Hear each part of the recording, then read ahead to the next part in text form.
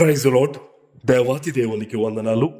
ప్రభువు నామమున మీ అందరికీ నా ప్రత్యేకమైన వందనాలు, శుభాలు తెలియచేస్తున్నాను.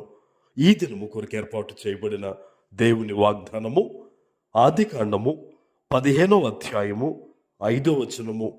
మరియు ఆయన వెలుపలికి అతన్ని తీసుకుని వచ్చి, నీవు ఆకాశం వైపు తేరు చూచి నక్షత్రము లెక్కించుటకు నీ చేతనైతే లెక్కించమని చెప్పి నీ సంతానము అలాగగునని చెప్పెను. దేవుని నామానికి మహిమ కలుగునుగాక. ఈ ఉదయకాల సమయంలో సర్వ సృష్టికర్త అయిన నీ తండ్రి గొప్ప వాగ్దానాన్ని నీకు అందిస్తూ ఉన్నారు. హల్లెలూయా.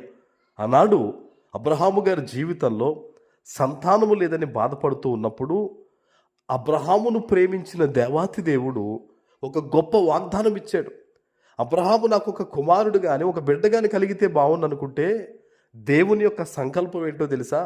ఆకాశ నక్షత్రాల కంటే విస్తారమైన సంతానం ఇవ్వాలని దేవుని యొక్క ఆలోచన ఉంది. ఈరోజు అదే మాటను దేవుడు నీకు వాగ్దానంగా ఇస్తూ ఉన్నాడు. నీవు కూడా అబ్రహాము వలె దేవునికి లోబడితే, అబ్రహాము గారి వలె దేవుని మీద నమ్మకాన్ని విశ్వాసాన్ని ఉంచితే గనక నువ్వు అనుకుంటున్నావు, ఈ చిన్న ఇబ్బంది తొలగితే బాగున్నావు, ఓ చిన్న ఇల్లు కట్టుకుంటే బాగున్నావు, నా బిడ్డకు ఒక చిన్న ఉద్యోగం వస్తే బాగున్నావు, ఈ సమస్య తొలగితే బాగున్నావు, నువ్వు ఇలా ఆలోచన చేస్తున్నావు. కానీ నీ పట్ల దేవునికి ఉన్నతమైన ఆలోచన ఉంది. ఆమెన్. ప్రతి ఒక్కరి పట్ల దేవునికి ఒక ప్రత్యేకమైన ఆలోచన ఉందండి. ఈరోజు ఏ పరిస్థితుల్లో, ఎక్కడి నుంచి, ఎటువంటి బాధతో నువ్వు ఈ వాగ్దానాన్ని వింటున్నావో దేవుడు నీతో మాట్లాడుతున్నాడు. ఉన్నతమైన కృప దేవుడు నీ మీద కుమ్మరించబోతూ ఉన్నారు. ఆమెన్. ఆనాడు అబ్రహాము గారు దేవుడు ఆ మాట చెప్పిన తర్వాత, ఆ వాగ్దానం ఇచ్చిన తర్వాత ఆ మాటను నమ్మాడండి. అది అతనికి నీతిగా ఎంచబడింది.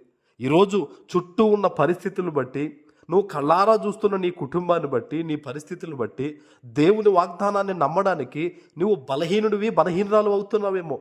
అయితే ప్రార్థన చేసి ఈరోజు ఈ వాగ్దానాన్ని నమ్ము.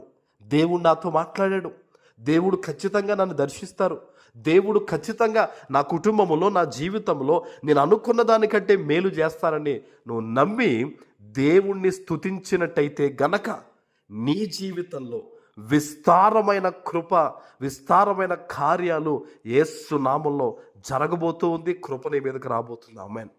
నమ్మిన వారు దీవించబడతారండి.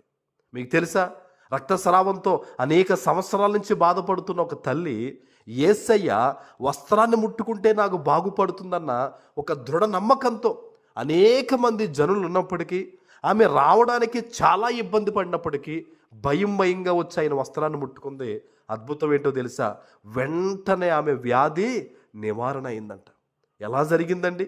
యేసయ్య కూడా నిలిచి నాలోంచి ప్రభావం వెళ్ళిందన్నారంటే ఆమె ఎంత గొప్ప నమ్మకంతో వచ్చింది.